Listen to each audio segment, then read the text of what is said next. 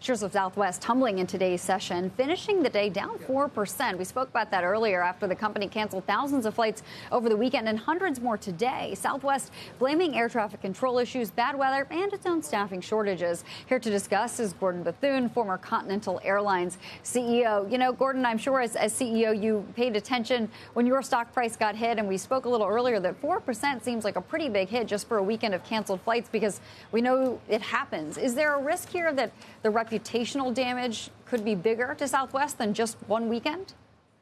Well, it's a big revenue hit too, Courtney. So the 4% probably is that nick right there.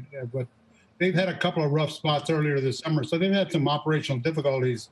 It didn't help that the Jacksonville Air Traffic Control Center was understaffed and severe weather hit, so they had a lot of airplanes going the wrong places and canceling and crews running out of time. So they're recovering. It should have been up and running by now, but they're still in a recovery mode.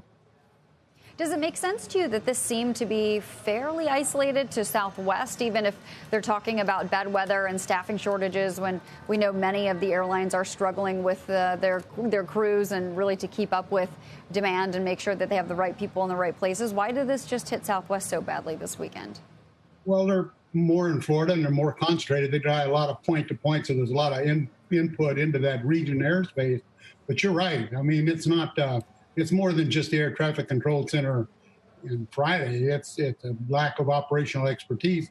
I'm not sure what's causing it, but there's maybe a management change which has been recent enough, but it's in the operations management bailiwick, that's for sure. To what extent do you think staff shortages are down to vaccine mandates, Gordon? And to what extent is the industry going too far by requiring them, given that we did handle things kind of all right with mask mandates, and travel is not luxury, it is a necessity for some people? That's true, Will. I would say, the previous administration and the current administration has certainly been generous to the airlines in protecting pay for thousands and thousands of employees. So I think it's appropriate that they be asked to help because this is a national issue. But you're right, in all this turmoil, there could be some resentment. I doubt it, but I'm not there, and so I'm not there day to day. But when you don't want to fix an airplane, it always takes longer to fix it. That's the way it works. More broadly, then, my point about what the industry is requiring at the moment and vaccine mandates to get on board, do you think that is the right way forward or not?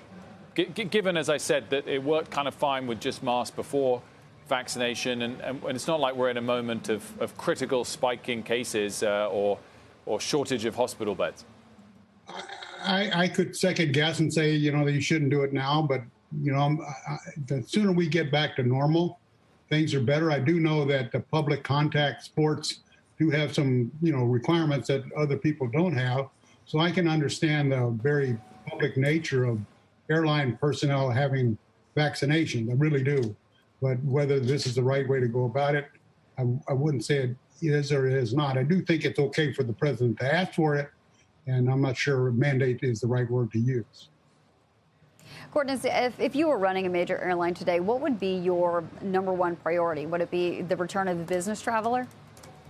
Well, absolutely, because that's, Courtney, where the money is in the business traveler. And I think they are. They're looking at my friends at United, they're looking at a December with highest in bookings in 2 years. So there's a lot of really good positive things for all airlines in the horizon.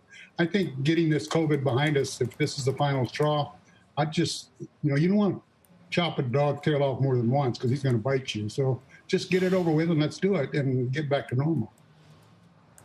That's good advice. I like that one. Be careful with what you do there. Learn your lesson the first time, right? Gordon, thank you very much for joining us here today. Good to see you. Thank you.